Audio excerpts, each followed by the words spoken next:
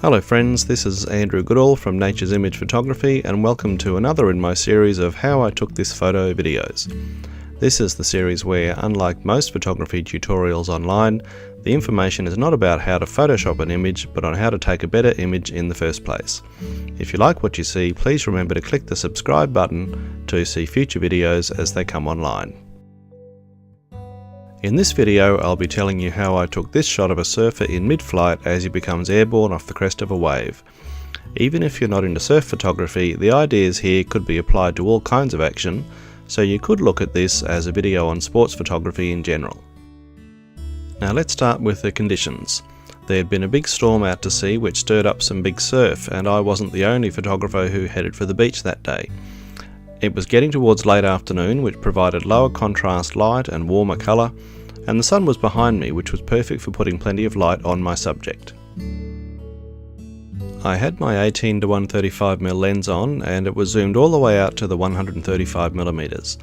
I could have zoomed in closer with my larger 500mm lens, but I was also taking a lot of wider shots like this one, so it suited me to stick with the smaller zoom lens. I also have a circular polarizing filter for that lens, which is handy for situations like this. Reflection and glare on the water plus salt spray in the air can all combine to create a fairly hazy image. The polarizing filter helps to reduce the glare and add more clarity to the picture.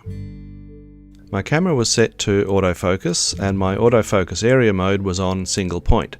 If I was shooting with my area mode set to auto, where the camera chooses the focus point for me, there's every chance it might focus on some other part of the ocean and not on the breaking wave and the surfer. For the record, my autofocus mode was set to one shot, but I'm not really making a feature of that because, to be honest, I probably could have got the same result with continuous autofocus. Now on to the camera settings. Primarily, I wanted a fast shutter speed to freeze the action, and in my experience, any speed over 1,000th of a second is fast enough. I prefer to shoot at 200 ISO for most of my photography, and that's what I did here. As long as there's enough light to allow for a decent shutter speed, there's no need to go higher than 200. My aperture was f5.6, which is as wide as that lens goes when it's zoomed all the way out. Opening the aperture wide lets in as much light as possible, which enables me to get that all-important fast shutter speed. Finally, the shutter speed I ended up using was a 1250th of a second. Remember, I said anything over 1,000th of a second is fast enough, so this shutter speed was fine for an action shot like this. What would I have done if the shutter speed was too slow and the photo was blurry? I would have simply increased the ISO 1 or 2 stops higher to allow me to set my shutter speed 1 or 2 stops faster. But as I said, the speed was fast enough, so none of that was necessary.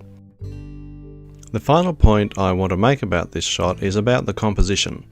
I really liked that all the movement in the spray was upwards and to the left, and the surfer is facing downwards and to the right. To me, the two features of the shot really balance each other, which is why I like this picture better than some of the others I took on that day. And speaking of balance, this shot has not just been cropped to suit your YouTube screen. This is the crop I preferred over the original 2:3 format. And when I did my cropping, I positioned the surfer right on the intersecting point of the rule of thirds, so that even though he's only a small part of the picture, he seems to appear exactly where he belongs in this photo. And there it is, my plain English guide to how this photo was taken. There'll be plenty more videos like this on the way, so again, don't forget to click the subscribe button so you can see each new video as they come online. I'm Andrew Goodall of Nature's Image Photography. Thanks for watching.